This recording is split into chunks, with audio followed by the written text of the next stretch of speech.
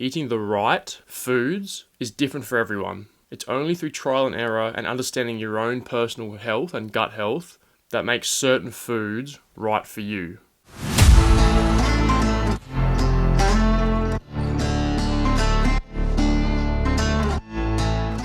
We are on. Hello and welcome back to the Jake Bowler podcast, where we talk about mindset, fitness, and health. Thank you for tuning in to the podcast. I really do appreciate it. I'm super grateful, super humbled that everyone is here, listening along, applying all the things that I talk about into your daily lives, sharing it with your friends, your family, all that good stuff. I really do appreciate the love and support that you guys have been showing me so far. Keep it up. I love it. This week's quote is proudly brought to you by me and myself, and a good friend of mine as well, actually, who helped me come up with the idea just during a conversation we had a couple of weeks ago. Eating the right foods is different for everyone. It's only through trial and error and understanding your own personal health and gut health that makes certain foods right for you. It's simple to put this idea into everyone's heads. You know, eat this, eat that, this is good for you, too much of this is bad for you, but no one ever takes the time to actually listen to their own internal wellness or their gut health or how they're feeling and understand how each of these individual foods and each individual person and how it feels when they eat those certain foods. For example, I used to smash quick oats or overnight oats or whatever, any sort of oat in the morning because I thought, it's good for you, it's good carb, it's healthy. Yeah, I'd wake up in the morning, have that first thing and then go to the gym, think it's going to fuel me, think I'm going to feel great from it. But never sort of understanding and realizing like how bloated it made me feel, how heavy it made me feel as well. Like my stomach just felt really, you know the feelings. Like after eating KFC and your stomach just feels real heavy and gross. Wasn't to that extent. KFC's messed up, but that's how I was feeling after eating oats. And I sort of sat there for 2 to 3 hours even after finishing eating them. Like great, it keeps me satiated and full for a long time, but it's in the wrong way because I'm feeling bloated and shit. That's why that's why I was feeling like crap. But it takes time to work this sort of stuff out. It's not something that you can just wake up and go, bang, bananas make my stomach feel terrible. I feel heavy and slow and tired after a banana. Like, it takes time to realize this sort of stuff. You can't just do it once and then that's the end of it. But then if you do understand, you start listening to your body and how it'll make you feel, that's when you can start intuitively eating rather than tracking macros and doing all this stuff. You know what foods are right for you. Obviously, whole foods and eating the right protein sources and all that sort of stuff is going to be great. But understanding which foods, even though some whole foods are good for you, not everything is going to make your body feel great. And a reason for this, for some people, not for everyone, is that sometimes what can happen is we could be in a state of like an inflammatory response or a state of stress. And then when we go and eat these certain foods over a period of time, for a lengthy period of time, like me, I was eating oats every day. I was probably under a period of stress, whether that's in the gym, physical, mental, whatever it might have been. But then eating that food during that period has caused, it potentially might have caused a relationship between my body eating oats and an inflammatory response within my gut or causing like gut problems associated with the oats. That's just one thing that I've read previously. It might not be that my body just might not like oats. But something to think about as well. In this week's episode, I'm going to be talking about the importance or the lack of importance of nutrition timing around our pre-workout meals. I was going to try and actually fit in pre-workout, intra-workout, and post-workout nutrition and meals, but that's going to be way, way too much. I sort of started writing it and was like, holy crap, that's going to be way too much information. So we're going to do pre-workout nutrition today, and then we'll delve deep into the other stuff in a later podcast. So this week I'm just going to start with pre-workout nutrition and cover the others in the coming couple of weeks.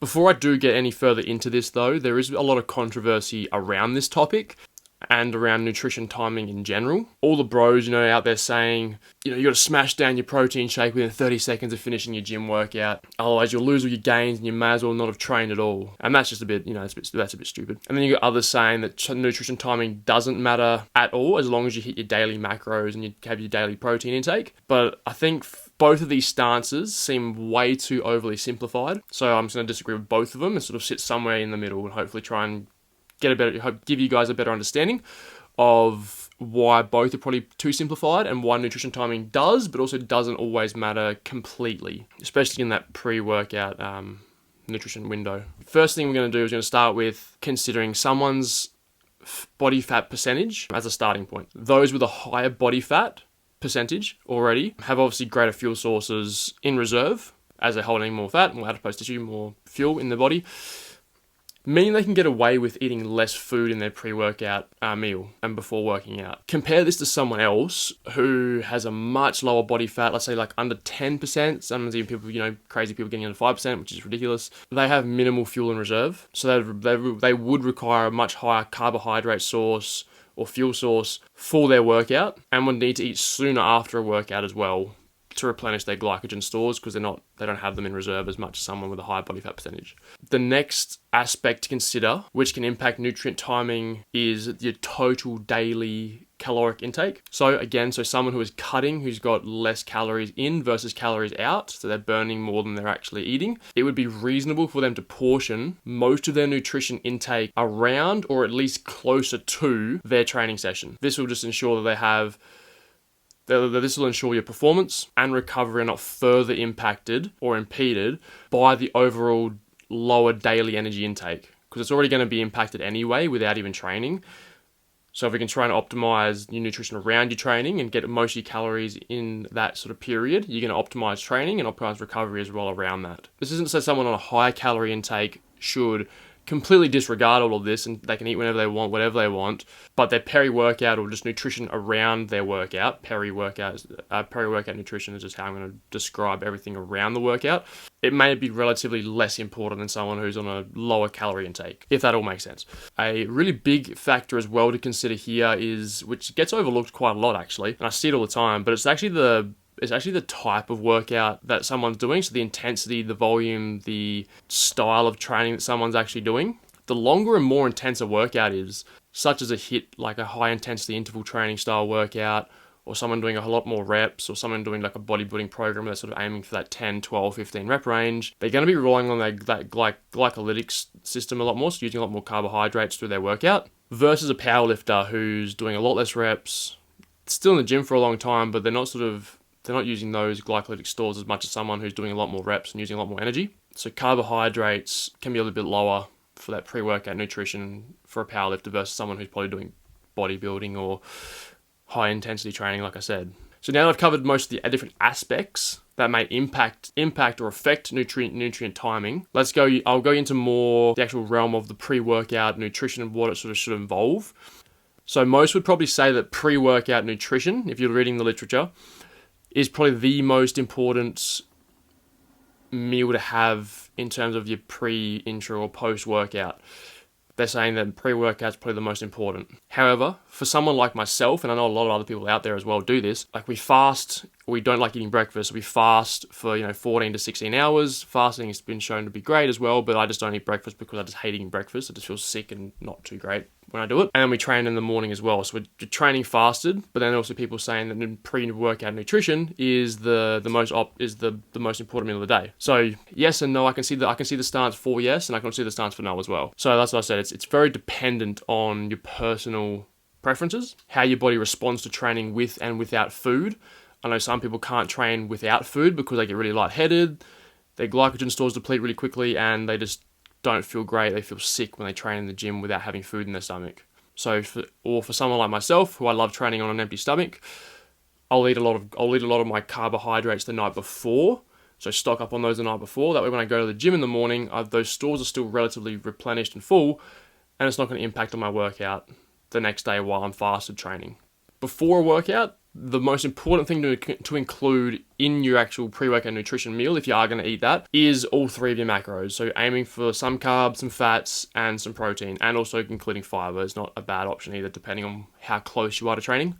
And then obviously hydrating as much as you can before the workout, so getting in some water. So the carbohydrates you should use in your pre-workout nutrition or meal is something on the lower end of the glycemic index, meaning it takes longer to process. Unlike high glycemic index foods like lollies, which will spike your glucose levels, your energy levels really quickly, but then cause them to drop as well really quickly, which will then also cause them to drop really quickly. If you want to get super complex and into it, you can actually use different transporters of carbohydrates, so getting like a fructose and a glucose transporter included in your pre-workout nutrition. So something like bread, for example, or rice, and then also something like a piece of fruit is recommended. That way you're using 2 different transporters to give you the most optimal performance in the gym. The amount of carbs to eat is actually super simple for your pre-workout nutrition. For us in Australia, using kilograms, it makes it even easier. Everyone else using pounds and stuff, you can convert this yourself. But as a minimum, 1 gram of carbohydrates per kilogram of body weight. If you say weighed 80 kilos,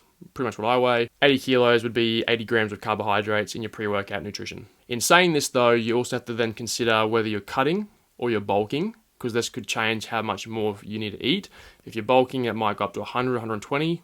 Cutting, you might go down to 60. You also have to consider your total daily caloric intake. Again, if it's higher, you'll be obviously be on a bulk and you have to take more in. And then also the other factor, which we talked about just before, is what style of training you're actually doing. As a general rule, if your intensity and your duration of your training is going to be a lot longer, or you're doing legs, for example, which is going to be a 2-hour session, you're going to use a lot of energy, you might need to require more carbohydrates than that 1-to-1 ratio of weight to grams of carbs. Fiber is actually something else to heavily consider in your pre-workout meal, and just it should be eaten in moderation. Too much fiber is just probably going to result in you bloating, and it's going to interfere with that absorption of nutrition. Usually what we do is when we have fiber, it's usually later in the day or at night time. That way we can slow down absorption and we can let that food sort of sit there and be absorbed a lot slower into the body. Whereas pre-workout, if we're having all that food and that absorption happening really slowly in our stomachs,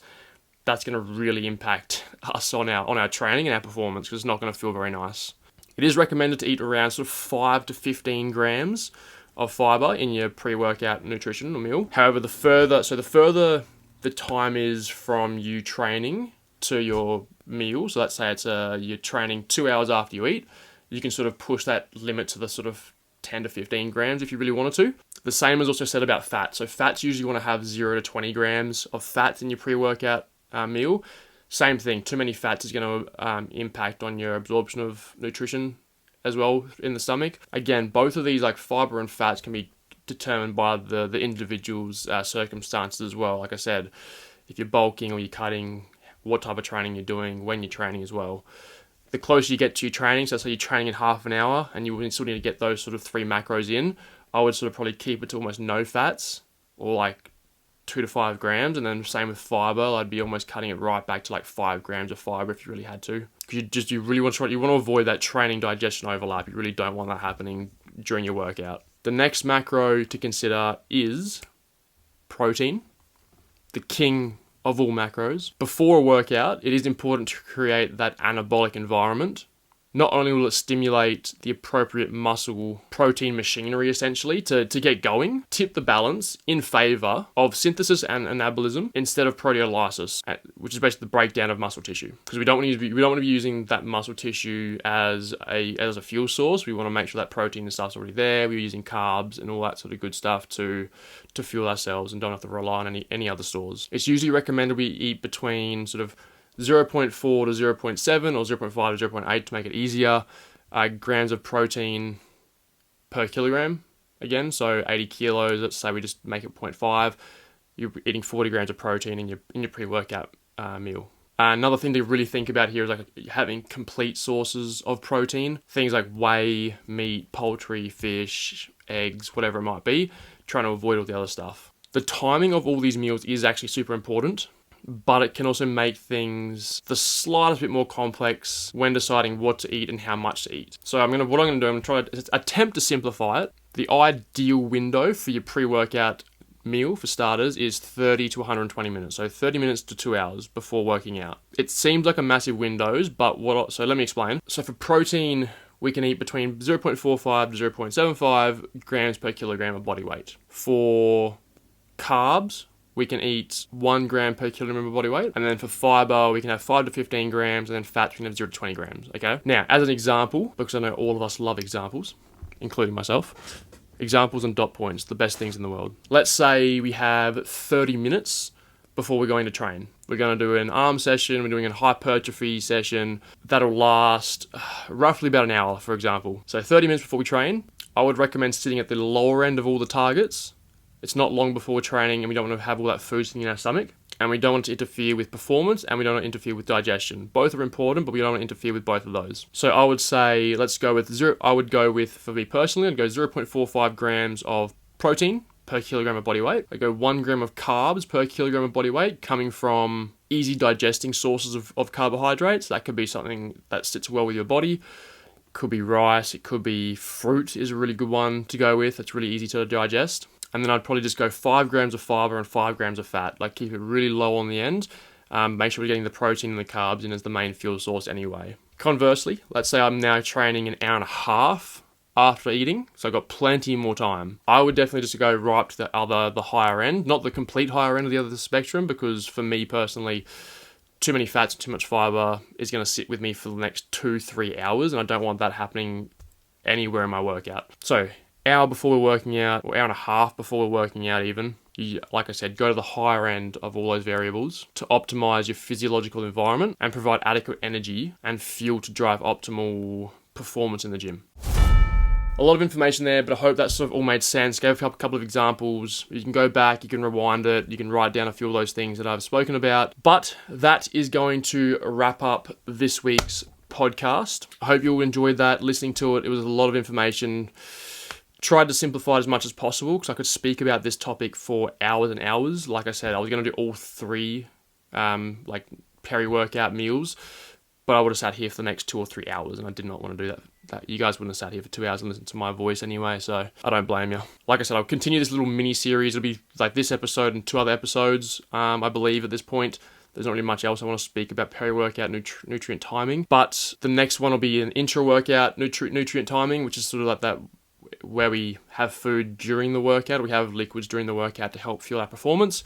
Probably be a bit of a shorter episode just because there's not as much to talk about compared to the pre-workout and post-workout nutrients. If you found any of this information helpful or useful, or any of my other episodes useful as well, please go share them with your friends and family. Take a photo, put it up on your Instagram, put it up on Facebook, whatever it might be. Share it with everyone. I would really, really appreciate the support and the love. I'm super grateful and humbled to be bringing you all of this information and just sharing it with you all. At the time of launching this podcast, I'm going to be hopefully having my free training and nutrition guide up for all of you to grab, all of you to download. If it's not, it's just because I'm having website difficulties, because I'm not that great with website development. So flick me a message on either Instagram or whatever it is, and I can just send you through a copy of the PDF, and you can just download it straight through whatever platform it is you contact me on. Otherwise, it'll be on the store once I actually get it working, and you can just click add to cart for free and download it. Pretty simple. For those of you that want to dive any deeper into any of these concepts or any of the similar concepts that I've been using in the other few podcasts, if you want to learn all the tools and the knowledge to design your own meal plans, design your own workouts that are optimal for you and your body to get you progressing in the gym as fast as you can, as best you can, without injury, without having to worry about going to a personal trainer every single week, feel free to flick me a DM on Instagram saying ready, or just message me. I'll happily talk to you. We can organise a free call with myself to see if the course Ascend that I'm running is right for you. It might not be right for everyone, so I'm not going to accept everyone. But flick me a message, let me know what you think. And again, I really appreciate all the support. And until next time, peace.